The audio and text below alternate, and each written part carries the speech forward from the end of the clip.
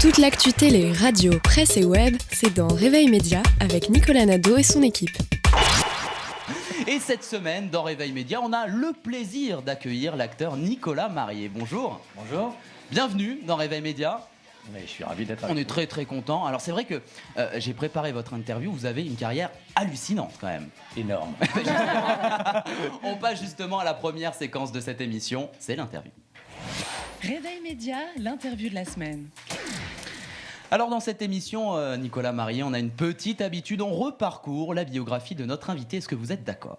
Mais je suis ravi, vous allez avoir du travail. Alors je commence, vous êtes acteur. Adolescent, vous côtoyez la sœur de Christophe Malavoie qui vous parle de son frère.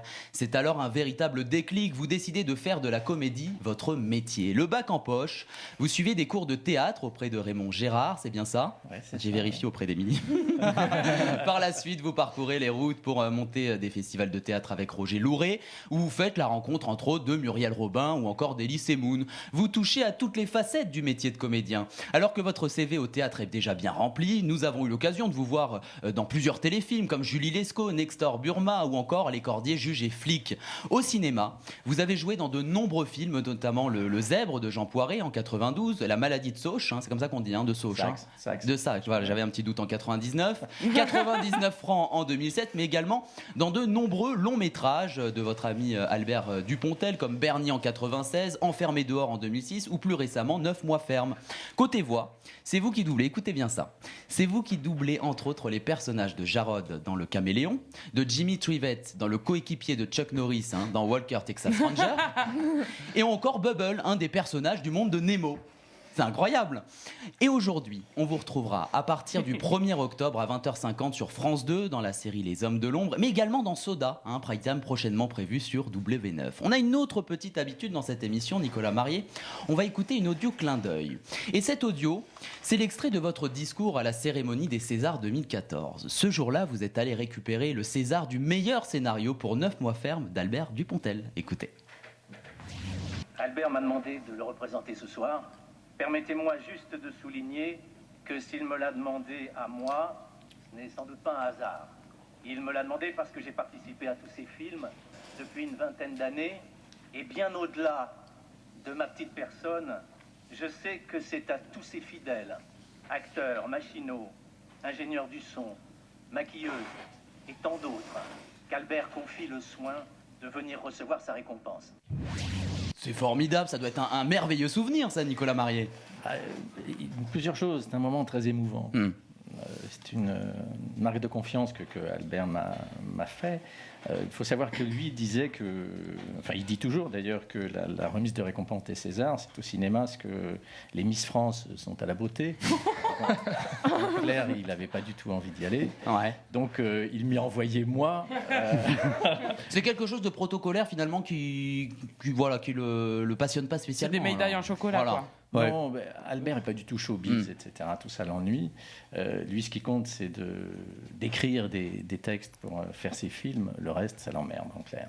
D'accord. Donc, il n'avait pas envie d'y aller, il m'y a envoyé. Et puis voilà. Et vous étiez ravi d'y aller. Il a pensé que je devais avoir le César du meilleur second rôle. Il était furieux que je ne l'ai pas. Donc, il m'a dit, tant qu'à recevoir un César, vas-y, prends le mien. C'est formidable ça. Alors le bac en poche, c'est vrai que vous décidez de suivre des cours de théâtre auprès de Raymond Gérard. Depuis, c'est vrai que vous touchez à toutes les facettes du métier de comédien. Est-ce que vous diriez que cette polyvalence a été une force tout au long de votre carrière, Nicolas Marié ? Je ne sais pas si c'est une force, mais je ne me suis jamais posé la question, moi. Quand je suis sorti du fameux cours Raymond Gérard, ce qui comptait, c'était de jouer. Et une opportunité a fait qu'on s'est rencontré avec Roger Louret et qu'à trois, avec une jeune femme qui s'appelait Marianne Valéry à l'époque, on est allé monter une troupe dans le sud-ouest. Pourquoi ? Parce que on montait, je sais pas, 12 ou 13 spectacles en l'espace de 2 mois l'été, les festivals d'été.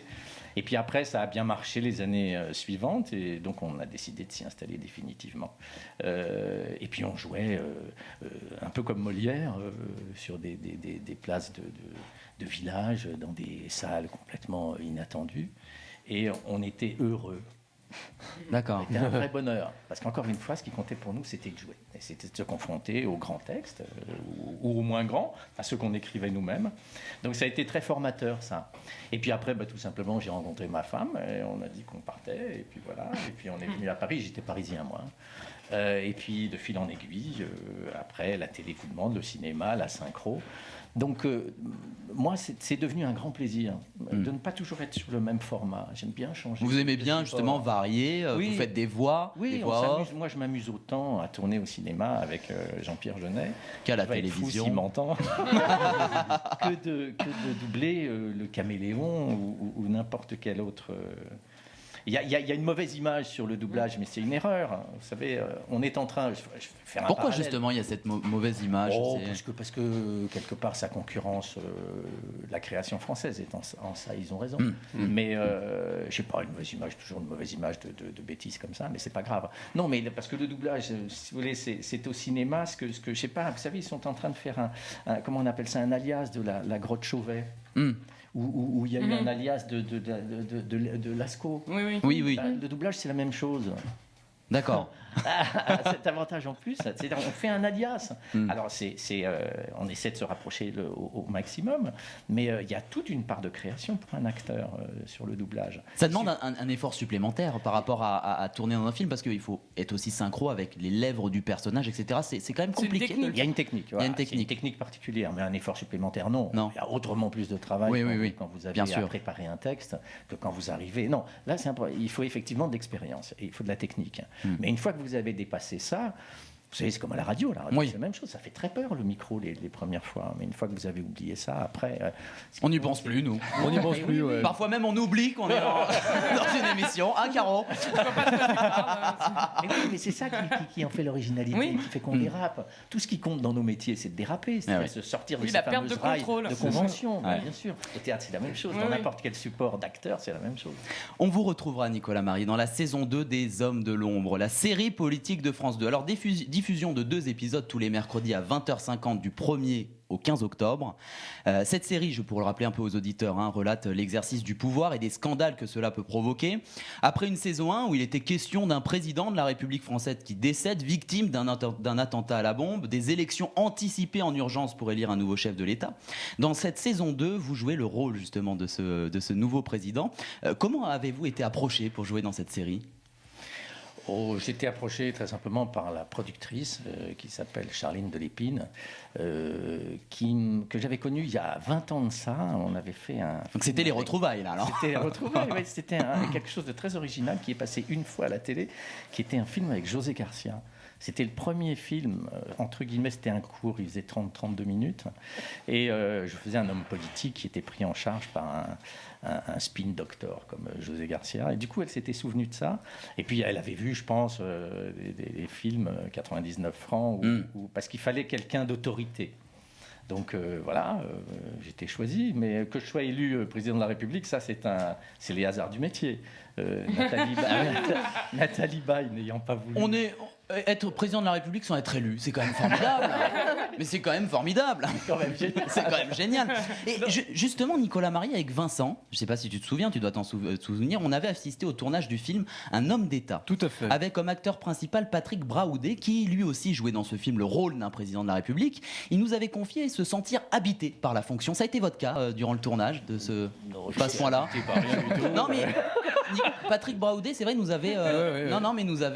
Patrick Braoudé, lui, dans ce film-là, il faisait François Hollande. Non, en fait, il faisait pas François Hollande. Non, oui, il y avait deux versions. Il y a eu effectivement un film où il faisait François Hollande, mais ce film dont on parle là, il ne faisait pas François Hollande, c'était plus un mélange entre Sarkozy et Berlusconi. C'est lui qui l'avait dit d'ailleurs. Voilà, c'est ça. Il était même un peu, enfin voilà. Oui. Ça veut rien dire cette phrase. Déguisé. Mais il était grimé, c'est ça que tu voulais dire. C'est ça, exactement. Je cherchais le mot. Oui, il n'y a pas de souci. Mais demande-moi quand tu sais. D'accord. Non, je déconne. Oui, c'est un bien grand mot. On est habité par soi-même surtout.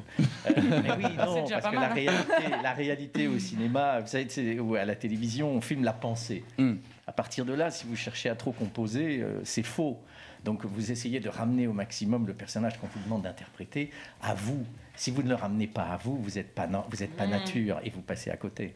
Est-ce que vous avez rencontré des hommes politiques pour vous inspirer de votre rôle ? Mais j'ai rencontré François Hollande. Par hasard. Enfin, je vous passe les détails, mais j'étais présent à... On a un peu de temps. J'ai une tantine qui a remplacé De Gaulle-Antonios De Gaulle, femmes déportées, machin, etc. Elle allait recevoir une grosse médaille parce qu'elle a été faire un petit séjour à Ravensbrück il y a quelques années. Et François Hollande était là. Et c'était le jour où Sarkozy et lui allaient, je ne sais plus où, à l'enterrement de Mandela. D'accord. Voilà. Et c'est un homme très drôle, charmant. Il y a beaucoup d'humour, François Hollande. Beaucoup d'humour. Très, très accueillant, très ouvert. Et ma tantine lui a dit 2 mots à propos de Germaine Tillon et de la deuxième dont j'ai oublié le nom, pour qu'elle rentre au Panthéon. D'accord. Et la seule femme qui est au Panthéon, c'est Marie Curie. Non, il y en a 2 autres, je crois. Non, justement, elles vont rentrer. Ah, d'accord. Et à la suite de cette discussion, François Hollande lui a dit, oui, bien sûr, je vais étudier ça. Et il s'est trouvé que 1 mois après, on entendait à la radio ou à la télé que Germaine Tillon. En effet. Et il faut absolument qu'on se souvienne. Je ne me souviens plus de l'autre, mais effectivement. On recherchera pendant la pause. Voilà. Et donc je l'ai rencontré, donc j'étais ravi de le Il vous a dit merci pour ce moment, du coup. Non, oui, c'est ça. Soda aussi bientôt. Vous jouez le père de la petite copine de Kev Adams. Alors ça, c'est quand même drôle. Hein. Exactement. Qui est très, très curieux de connaître le petit ami de sa fille et qui veut absolument les rencontrer et rencontrer sa famille. Donc moi, je suis un bourgeois banquier qui a un château magnifique et qui va recevoir la famille de Kev Adams dans son grand château. Donc on va avoir le heurt des 2 cultures. Et j'en garde un très, très bon souvenir. C'était un moment très agréable. Kev Adams, c'est un type charmant et très talentueux. Et la série s'arrête en plus. C'est vraiment ce qui va couper court. Non, mais alors justement, ça, c'est pas un format court. C'est un prime time. Voilà, c'est ça. Ils vont en faire 2. Et ça, c'est le premier des 2 prime time qu'ils vont faire. Diffusé courant octobre, c'est ça ? Alors voilà, c'est ça. Alors, il n'y a pas encore la date. Il me semble, je me suis renseigné pour vous parce que j'ai lu ça va plutôt être décembre. J'avais lu moi. Ah bah alors, vous en savez plus que moi. Non mais je me suis renseigné. C'est énorme de dire diffuser courant octobre, c'est ça ? C'est pas ça. Non mais oui, non parce que non, mais moi je sais pas. Non, je viens de me souvenir qu'entre temps j'avais fait des recherches, mais peut-être je me trompe. Alors le mauvais esprit de cet homme. Je pense que vous avez raison. Pas du tout. Je sais pas, j'en sais rien. D'accord. Je sais pas. Ce sera la surprise donc.